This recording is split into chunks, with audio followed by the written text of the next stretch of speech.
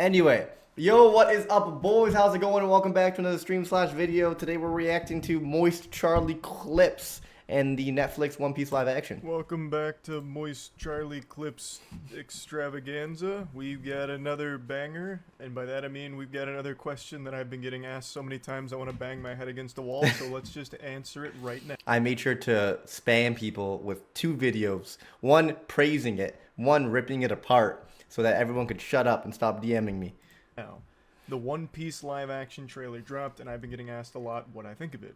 As most of you know, I've embarked on a very long and oftentimes painful journey of catching up with One Piece. Don't say painful. I don't care that it's 1,000 episodes. It's 1,000 too little. Unfortunately made the grave mistake of watching an entire filler arc. I watched all of the Navarone base filler shit. Some of the best filler in all of anime, one would say. Not very often do you get a filler arc that takes into account the previous arc and the next arc and sprinkles in some of that so that it gives some value to an arc that technically with filler, nothing could be canon. You have to end off right where you started. And somehow they add value, they added emotion. They had a good antagonist. Leave it to One Piece. Why am I not? I'm not even surprised at this point. After Skypiea and before going to the Davy games. So that was unfortunate. Though I didn't hate that filler arc as much as I do most filler in anime. I didn't know it was filler, which is why I watched it. That's right. It was so good that you didn't even know. Con Di Oriano's in that one, bro. Also, the Davy back fight in the manga kind of slaps, and the anime is garbage. Like electing to get waterboarded if you like actually set out to watch filler. So it wasn't something I planned on doing. I did it just because it seemed like it was important, but it wasn't. But anyway, I watched that, watched the Davy back games. Now I've reached the part where everyone's really excited for me because I'm in an arc that everyone seems to love, which is Water 7. Let's I go. don't know if I'm getting memed on, if it's all just some kind of big fucking ruse. I have no idea. No, it's actually really, really good. And it's a great segue into Enna's Lobby, which is fire. But I'm at Water 7 now. And the One Piece live action trailer just dropped. Now, this is a show that a lot of people have had very high expectations of because unlike other live action anime adaptations, the actual creator of the source material is very involved. Yeah, I feel like 3-4 years ago where all we knew was like Oda's involved. There's like a $10 million budget. I don't even know how much it actually is per episode. We're going to make it up $1 billion per episode. They have unlimited monies. What else?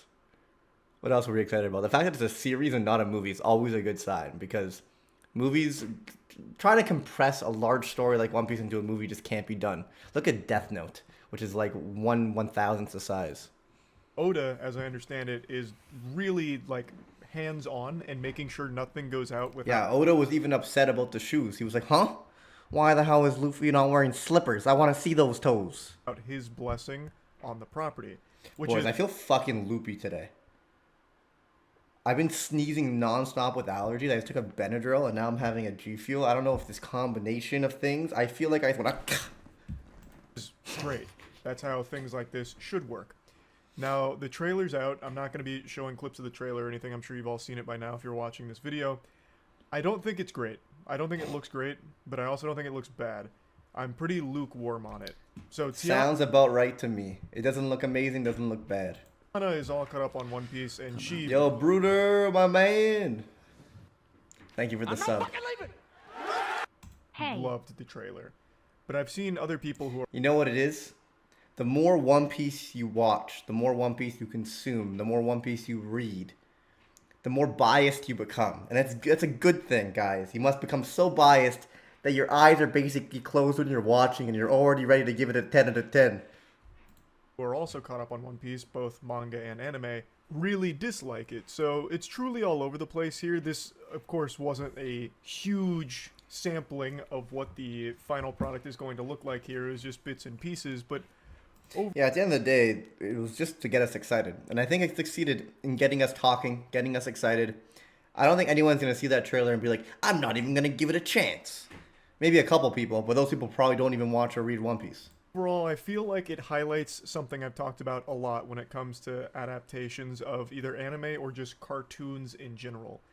The mediums don't mesh well. You can't take a cartoon character and have a live action counterpart that's able to Yeah, it's tough. Like, what are you gonna do with Sanji with his hard eyes and his wiggling body and the nosebleeds and stuff? You're just gonna not include it, right? And in which case, Sanji's character is not the same, and now you're changing a character, which, it's fine. You could change little things here and there, but the little things start to add up. It's like, oh, Sanji's not smoking a cigarette because you don't want him to be a bad influence to kids. Oh my god, here's a lollipop, Sanji, and now you have the 4 Kids dub. Why are you wearing slippers, Luffy? emote and express the same way the cartoon can. There are just certain elements that only work in an animated format that can't be translated into live action, period. And I will always stand by that take until the goddamn heat death of the universe. A great example, Cowboy Bebop. Netflix, this isn't the first time Netflix is adapting anime into a live action. Fun fact, it's actually the same studio that is doing the live action. One Piece did the live action Cowboy Bebop. They have not had a hit yet. It's stinker after stinker, basically. Cowboy Bebop. They had a live action Cowboy Bebop, of course based on the anime, and it was trash. It was horrible. But So I liked Cowboy Bebop at first. At first glance, first vibe check, first fight, first character introduction, I'm like, hey, this is kind of fun. They did a decent job. And then as the story progresses, you start to realize all the things that they changed from entire characters to entire plot points. Like, it starts off small and then slowly it trickles its way down to, like, what the fuck am I even watching? This cringe fest of a wannabe Cowboy Bebop. Just because you say your name's Spike doesn't mean it is. I will say, I think one character that got a lot of shit, Ed, was actually about as faithful as you could do the character from the anime in the real world. The problem is, an animated character in the real world is fucking cringy. So when you have a character that's like, oh, well, what's going on here? Ooh. Like, it's fucking stupid to watch a person do that. But in an anime, in an animated format, it works. Anime is limitless because you could draw, you could write, you could voice act, just about anything. And the disconnect from reality allows you to get immersed in this weird ass world that they create. While when you see real people, you're not disconnected from reality. It looks real. Even though it's fiction, it's like seeing someone do something so stupid, so weird, because you're connected to a real person. It just doesn't make sense. It can actually be elevated because everything is so over the top. Dude, I have a problem. I can't stop looking at analytics. I gotta stop looking at analytics. Putting my phone down. In animation, you can express a lot more without it ever being like super shitty or anything like that. So it's very hard to take characters from an anime and make them work with real people. It's just it's very, very difficult. I can't really think of many times it's been done successfully or done well. Usually you have to really tweak the characters to fit, which they might do for One Piece. It remains to be seen. But in the trailer, I get that impression right away that they're trying to go one-to-one with some of the characters, and I don't see it working. So, for example, Buggy. Buggy was in the One Piece live... I thought Buggy was so great. They gave him the nice big red nose, but he still looked creepy and funny and scary and funny and scary as hell, and I was really scared. Action trailer for a very brief moment. And for that brief moment, I immediately started panicking, wiping sweat from my brow like, uh-oh, this might be real shitty. Because Buggy, in the anime, he's a silly character. He's a fucking clown. Like, literally, he is a clown. But his whole character is supposed to be goofy. He's also very, Dude, if they tried to make Buggy serious and, like, just give him, like, some face paint and no fucking red nose, I would have lost my mind. There are abominations in One Piece, and I want them to stay. I want Moria, the throat goat, to have the longest neck and thickest thighs you've ever seen. The top, extravagant with everything. And in the One Piece snippet we saw of him, he kind of carries that same energy, but to me it just comes across as, like, really lame, as opposed to, like, goofy, fun, cool of Buggy. Buggy's always been lame. I hope they keep him lame, but also scary. I like the little scary aspect they added to. I think I'm just scared of clowns, guys. in the show, if that makes any sense. I just don't think characters in anime can work in real life. I don't. I'd love to be proven wrong. He's not I think wrong. That'd be great. But I'm already getting nervous just from watching the trailer about how the characters interact with each other. For example, Luffy. Luffy in the anime he's my least favorite character. So far, I've talked about that. I think he is obnoxious. Not the goat. I know it's by design, but I don't find him very enjoyable. how he's perpetually either one of two things, hungry and stupid, or stupid but fighting. Like, it's just always frustrating that he is just in this perpetual... I think Charlie's IQ is just too high to relate to the simple-minded, freedom-loving idiot that is Luffy. Also, I think we're just getting too old, man. haze of like stupid juice running through his veins, and he's always hungry, and that is his only character. Stupid juice! Like, it hasn't changed, he hasn't... Use code Briggs for stupid juice, boys. This is... what flavor am I drinking? Sage mode. It's a banger. Developed at all yet. I don't know if he ever does. Maybe he does, maybe he doesn't. I don't really know what to expect. But yeah, I'm not really liking Luffy in the anime too much. And that character trait in the real world is going to be even more obnoxious. So in the live-action One Piece trailer, Luffy, when he's talking to his crew, is using some verbatim lines from the show. And I just don't think they work very well watching... Omeo! Thank you for the sub, brother. With the big 30 months, my man. Appreciate ya. What verbatim lines does Luffy say? I guess like the naming your attacks is cool or whatever he said. I guess that was something he said. A real person try and act it out and speak it. And another thing that I think never really works well in live action is anime powers. So I think Luffy had a 100% increase in lisp in the trailer, but also he seemed to be like 25% smarter as well, which I think is a good balance.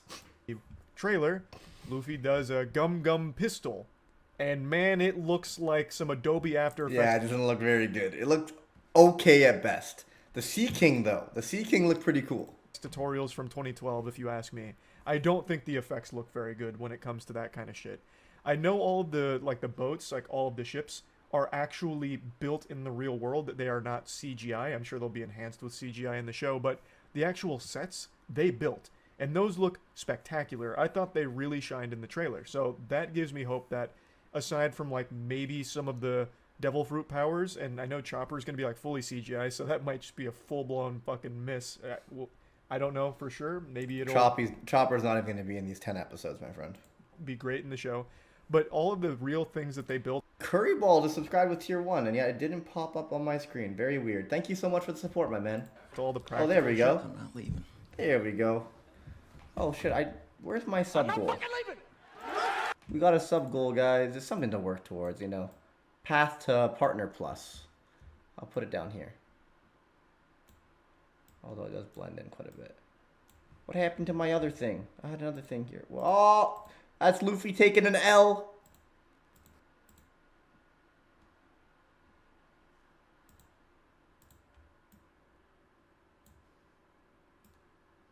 Sorry. I think looked great in the trailer, and I'm excited to see it in the actual show. But I'm just overall nervous for it. Like I said, I don't think it was horrible. I don't think the One Piece live-action trailer looked horrible, but I wasn't blown away by it. What is Partner Plus? Partner Plus is a good question. Unfortunately, it is not based off of gifted subs in any way. It is only real subscriptions. Not Prime, not gifted, just actual subscriptions. If I could get to 350 real subscriptions, I would be able to apply for Partner Plus, in which case I would get a 70-30 split for the next 12 months, which is pretty cool. I'm still pushing people to subscribe on Kick, but at the same time, it's like, if I push for this and we hit it, at least I could like, it's marginal, the difference, at least. Between 50 and 95 is big. Between 70 and 95, not as bad, and I feel like I'd be down for people to subscribe anywhere. So maybe I should push for I don't know. I haven't decided what I want to do yet, but if anyone wants to subscribe to support me, we're working towards Partner Plus. It's $350, although sadly, I think it's bullshit that Tier 1s are the same as Tier 3s. Yeah. No, I get paid more for Tier 3s, but currently. But eventually it'd be the same. Yeah, it's dumb. It's dumb. Or am I really expecting too much great to come from it?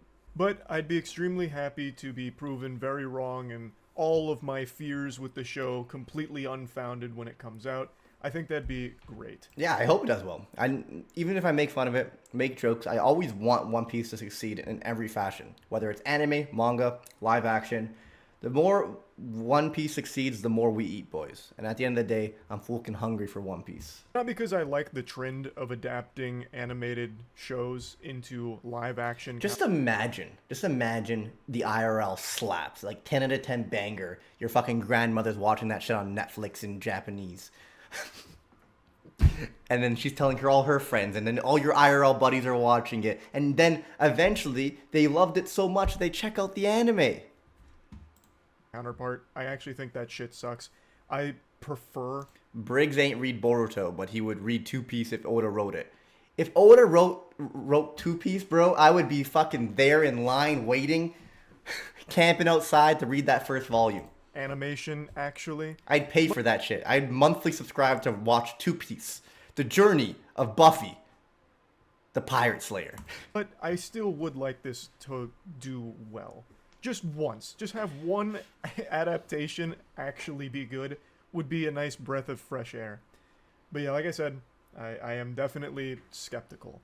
I don't know if you can really take something like One Piece and still keep the heart of that show and all of its characters alive in the live action format where it really wasn't meant to be in the first place. It seems extremely difficult, but I guess we'll have to see how it all plays out. And since we're on the topic of One Piece, I'll just briefly give you my impressions post Skypiea. Oh shit, post Skypiea, post G8. Davy Back Games, and now at Water 7. I am enjoying it more and more as it continues. I'm still not liking Luffy. He is still my least favorite member of the Straw Hat Pirates. But I am overall enjoying it. The Davy Back Games, I think, was a bit of a snooze fest, but even that wasn't too horrible. I thought there were some creative solutions to the problems they encountered, so at least it had some interesting moments that came from it. I am getting a little tired of the constant Zoro Sanji fighting. No, that's so good. I understand that's the shtick, but it is getting to be a bit much. I want more of it. Especially since the show just keeps reusing the same animations. So they just keep doing the same 3 moves for like 10 seconds every time they break out into their little scuffles. But yeah, I don't have many complaints post Skypiea here. I actually liked the finale of Skypiea, like the actual final boss fight between Luffy and Eniru. I actually thought was great. I didn't like Skypiea all the way up until that point, but I actually thought Eniru banged. I thought he was a very cool villain, and I thought the fight between him and Luffy was really good. I also keep hearing that Skypiea is one of the most important arcs in One Piece. I don't see how. I have no fucking clue how that could possibly be true. But everything connects, Charlie. Remember, take notes. Again, I'm only like 220. I still think it's crazy. So, as you guys know, most of the characters were born in the East Blue. Sanji very early on says that he was born in the South Blue or North Blue. I think it was South. Can't remember. But if you look at the map, geographically, there's no way for they to get from the South to the East unless you scale Reverse Mountain. Did you say North? North to East? Whatever. Unless you scale Reverse Mountain or you cross like the Calm Belt or whatever it is. And there's a frame, there's a specific conversation as they are approaching the Grand Line and approaching Reverse Mountain and like the red line, whatever it's called. Zoro says scaling that mountain's impossible. And Sanji's like, no, it's not. And then like 700 chapters later, we see fucking Sanji scaling the red line because realistically there's no way to get from North to East Blue. I think that was like those little things that you realize later on are just so fucking great. And it happens. That's just one instance of 100. 9 episodes or something deep into it, so I guess we'll see. But to me, that whole arc dragged so much. The pacing of Skypiea was abominable. Oh, and the priest fights were terrible. The priest fights were pretty bad. Christ. Yeah, I wasn't a fan of Skypiea arc. I had to really push myself to get through it, but I did like the final fight with Eniru. I do like the direction that it's going right now with Water 7, so I'm excited to see if it lives up to the hype. That's about it. See ya. That's about it. See ya.